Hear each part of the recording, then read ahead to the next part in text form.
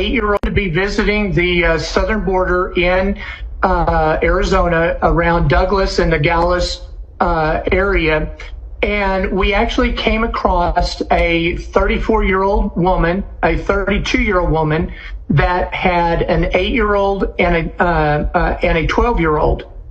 And in talking with them, because of my medical background, the Border Patrol that had stopped them. And what ended up happening is that they had separated themselves and had gone, I guess, back to Mexico. And eventually the women, we did come across them. And so in carrying one of the 8-year-olds to the car, and then we basically thinking that we were somebody that was coming to try to pick them up and take them out and was part of the trafficking network. The Border Patrol stopped us, and then they identified us and asked us what was going on.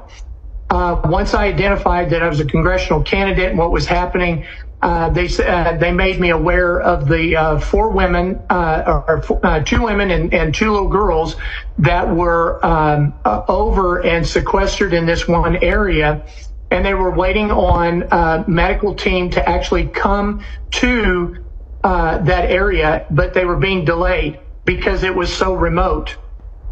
So, well, the story I was telling you earlier was one that I had taken a news crew down, and we were doing a tour of the border, and came across ICE and Border Patrol on horseback and also on ATVs, and they were and they told us to be very careful that there were coyotes in the area. Please grab a pen and paper and take notes, because I need to know who else hears what I'm hearing. Not the animal coyotes. Not the animals. These are the Mexican cartel coyotes, and they had executed the husbands of the 2 women and 2 daughters that they were now looking for. And what ended up happening is that they had separated themselves and had gone, I guess, back to Mexico. And eventually the women, we did come across them.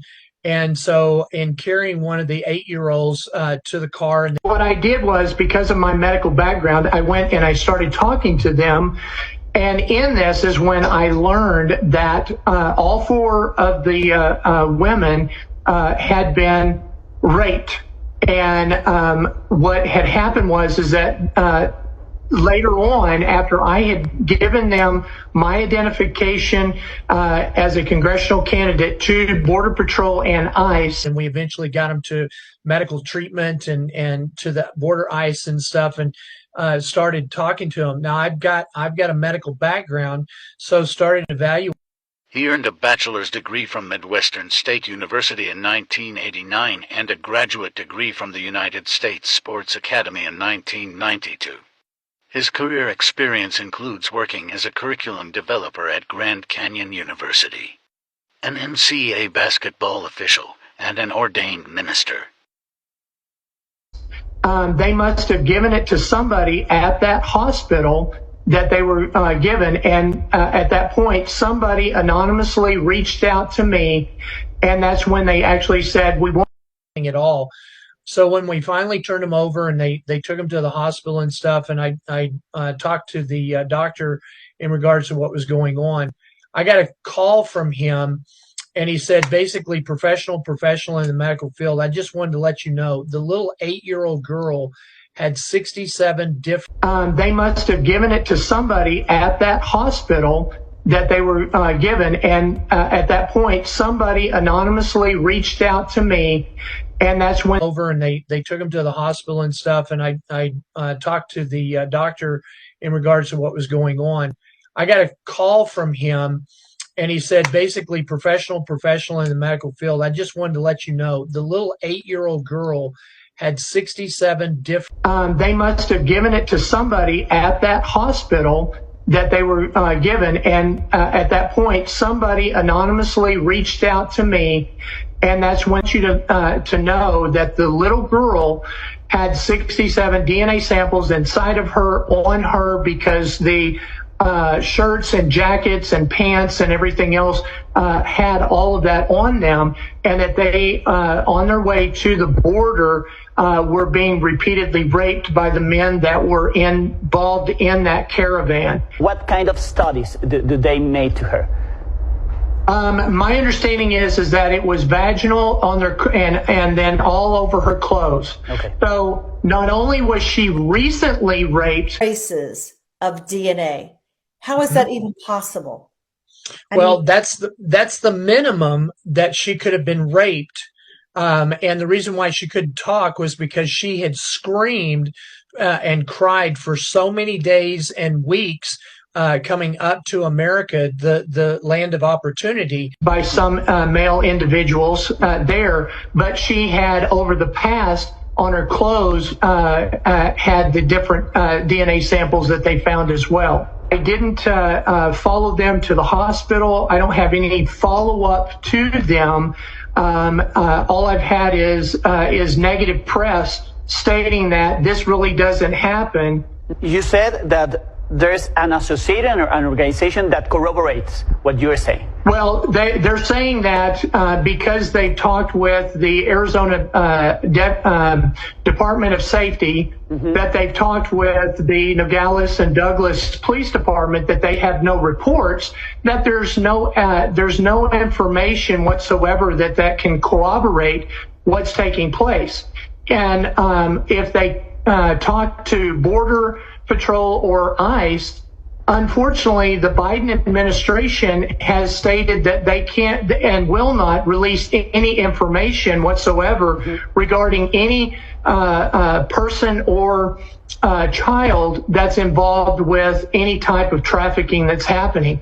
So right now, there's really not any way to corroborate. What do you say to critics that are arguing that this is just used for political issues? Stop right there. This is so shocking to me that the Biden administration is allowing, and the cartels are allowing this to go on and to launder money for this human trafficking and all these atrocities that are taking place. And here's well, if it was just political issue, they're saying that I didn't have any traction at all in February. But if we looked in February of 2021, we had just had Biden come into the White House. They had adamantly stated that there was absolutely zero problems at the border, and that this was all made up, and that the propagandist media in America right now at that time was not allowing any of this to get out. So I lost my Twitter account, Facebook account, everywhere I tried to talk about this, it was being shut down. You tell me that you haven't done any follow-up about this case, this story. So we can't know what happened to this girl and what happened to her mom and her brother? I have reached out to the Border Patrol. I've talked to several people specifically that have retired, that have ties. They're looking into it. They're trying to get information. But again, the problem is with the Biden administration.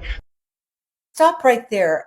This is so shocking to me that the Biden administration is allowing, and they're not forthcoming with any of this information at all.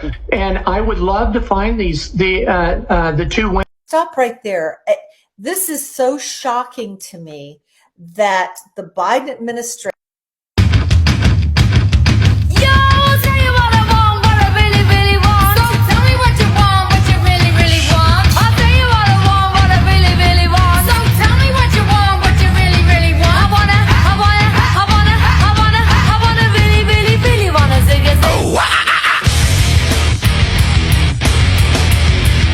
Sad when the mainstream news media won't even report what's happening down in Florida. So recently, this right here happened.